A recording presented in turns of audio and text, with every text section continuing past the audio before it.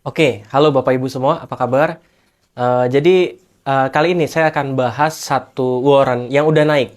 Jadi ini warrennya sudah naik, bukan untuk dikejar lagi. Jadi jadikan pelajaran saja gitu.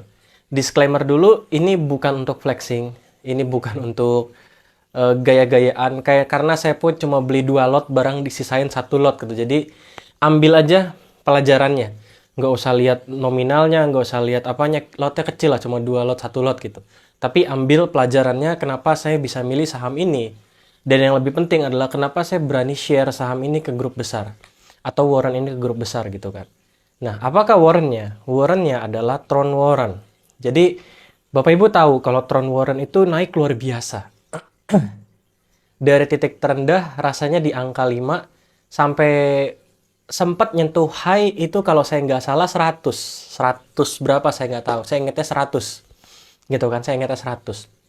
Nah, di sini saya akan bahas eh, kenapa saya masuk Tron Warren gitu kan.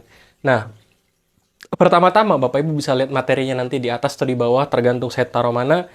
Jadi pertama-tama kenapa saya bisa lirik Tron Warren, karena karena saya penggemar saham IPO setelah listing gitu. Jadi saya itu biasanya liatin saham-saham IPO ketika mereka sudah selesai listing. Jadi bukan saya ikutan IPO, bukan saya ikutan ngantri di IPO yang teman-teman lain sampai miliaran gitu, enggak. Saya main santai aja, listing dulu, baru saya analisa. Kenapa? Karena analisanya lebih enak, lebih jelas gitu kan. Nah, Tron Warren, si saham Tron waktu itu di buyback oleh IF. Nah, Bapak Ibu kalau kalau bisa lihat di sini waktu tanggal 2 Mei sampai 2 Mei ya, saya kasih batas sampai 2 Mei.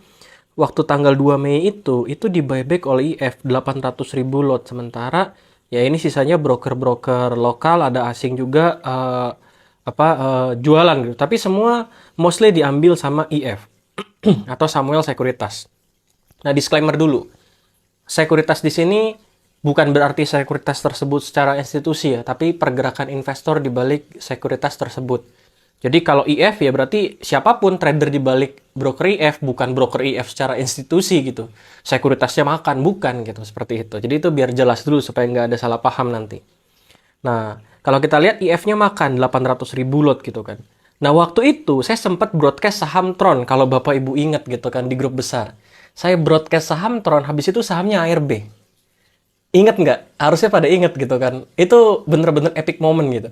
Habis broadcast ARB, waduh saya pikir bandarnya sensitif sekali ya. Sama seperti bandar GTSI gitu.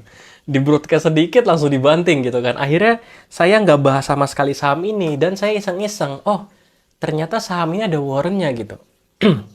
Saham ini ada warrennya. Dan ketika saya lihat warrennya itu waktu itu masih harga 8 perak.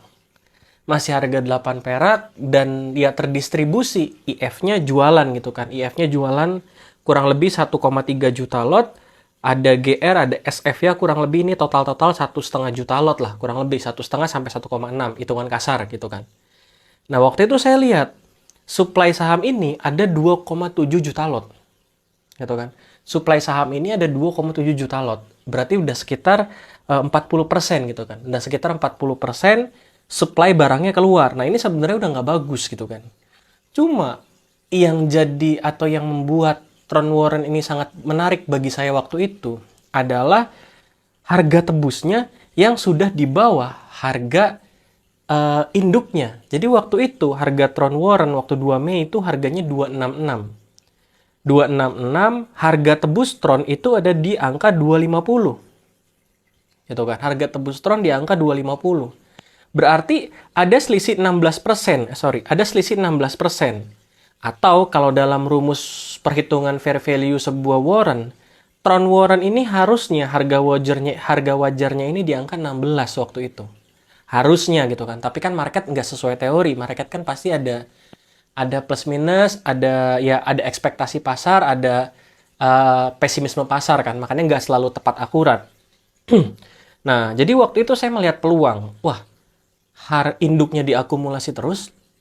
Pertama, yang kedua barangnya belum keluar semua, warrennya masih disimpan, belum keluar ke market semua. Beda sama Jati Warren, Doh Warren, Sage Warren, Apalagi tuh warren yang sekarang udah 2, 1, 2, 3, 2, 3, 2, 3 itu. Itu kan rata-rata udah keluar semua gitu kan.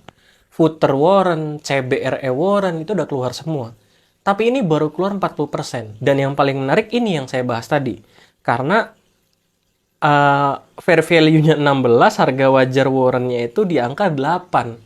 Harga warren saat itu 8 gitu kan. Akhirnya waktu itu saya memutuskan beli. Saya memutuskan beli 2 lot aja sedikit gitu kan. Nggak usah banyak-banyak. Jadi saya beli 2 lot aja. Saya beli 2 lot waktu itu tanggal 3 Mei. 2 lot di harga 8 Tron Warren gitu kan. Nah, 2 lot. Nah, singkat cerita, ternyata Tron Warren-nya naik sampai harga 10 waktu itu. Di harga 10, saya cek gitu kan. Bapak Ibu bisa lihat, saya cek broker IF-nya nge-buyback. Gitu kan. IF-nya atau Samuel-nya nge-buyback. Jadi yang tadi IF-nya distribusi, malah nge-buyback warren-nya gitu. Di average harga 8,7 gitu. Wah, saya pikir, wah ini bagus banget ya. Induknya diakumulasi, warren-nya juga diakumulasi gitu kan. Akhirnya saya coba cari-cari lain, warren lain. Akhirnya saya broadcast lah waktu itu. Waktu itu saya broadcast warren ini. Saya broadcast tanggal 12 Juni. 12 Juni saya broadcast. Saya bilang ada 3 warren yang menarik gitu kan. Pertama ada AMMS warren, ada Tron warren, ada BDKR warren gitu kan. Dan seterusnya gitu kan. Waktu itu harga Tron warren masih 10. Teman-teman grup belajar saham plus pasti tahu gitu. BDKR warren waktu itu harganya masih 9 atau 10 juga atau 11 saya lupa. Pokoknya sekitar 9, 10, 11. AMMS warren waktu itu 9, 10 harganya. Gitu karena saya broadcast. Akhirnya saya berani broadcast. Kenapa saya berani broadcast? Kan itu nggak liquid Pak. Likuiditasnya kecil. Ya nggak juga. Toh diakumulasi lagi gitu. IF makan 400 juta. Atau 400 ribu lot tuh. Saya rasa retail-retail numpang bisa gitu. Makanya waktu itu saya broadcast gitu. Dan di following up broadcast juga saya bilang kalau saya masuk gitu, masuk Tron Warren. Dan lucunya ya, lucunya itu setelah saya broadcast ini, itu kalau Bapak Ibu lihat di replies-nya itu ada yang komentar. Hati-hati teman-teman, ada broker MG mau keluar karena saya kan pakai MG ya. Ada broker MG mau keluar, hati-hati, hati-hati. Saya sama teman-teman alumni ketawa aja. Ini orang dikasih saham bagus, dikasih warren bagus, malah pikirannya negative thinking gitu karena sekarang orangnya udah nggak tahu kemana gitu, udah nggak muncul lagi Tron Warren udah 100 gitu, seperti itu. Nah singkat cerita harganya naik terus dan akhirnya saya selalu update posisi saya.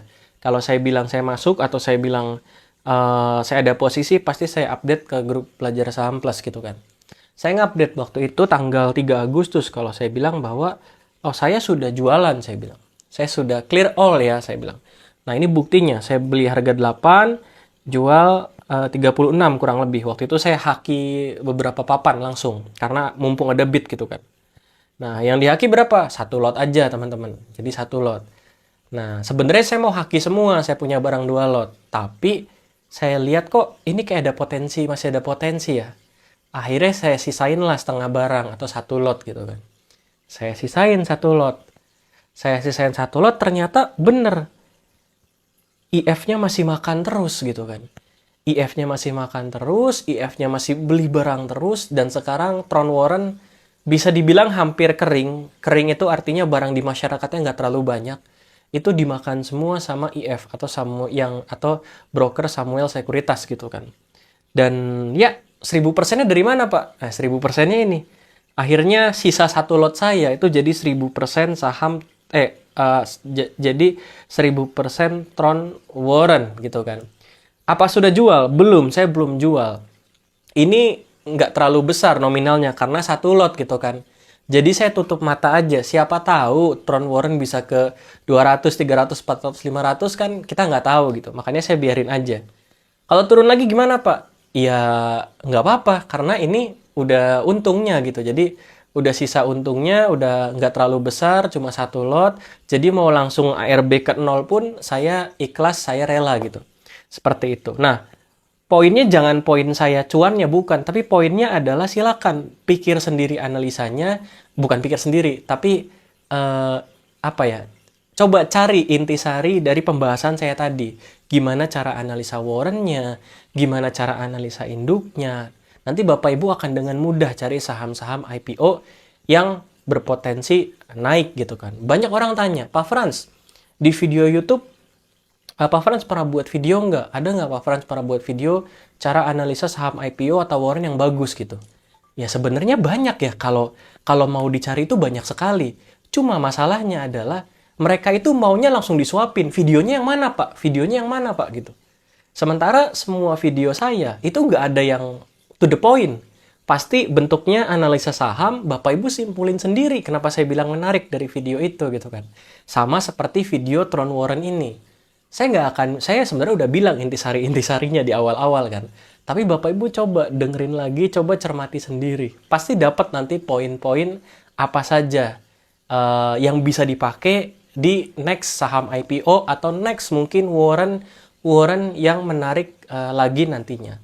Seperti itu Bapak Ibu. Jadi begitu, semoga bermanfaat dan dengan ini itu membuktikan bahwa ilmu bandarmologi juga bisa cuan ya. Jadi bukan ilmu, jadi semua ilmu itu intinya bisa cuan.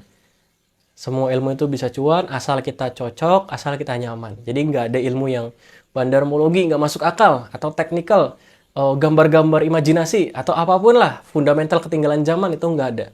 Semua ilmu itu kepake dengan kecocokan masing-masing bagi pribadi masing-masing. Saya cocok di bandarmologi, fundamental saya pakai, teknikal saya ambil, ya saya gabungin semua gitu. Seperti itu. Gitu Bapak Ibu, semoga bermanfaat. Sampai kita ketemu di video selanjutnya. Salam profit semuanya. Happy cuan. Thank you.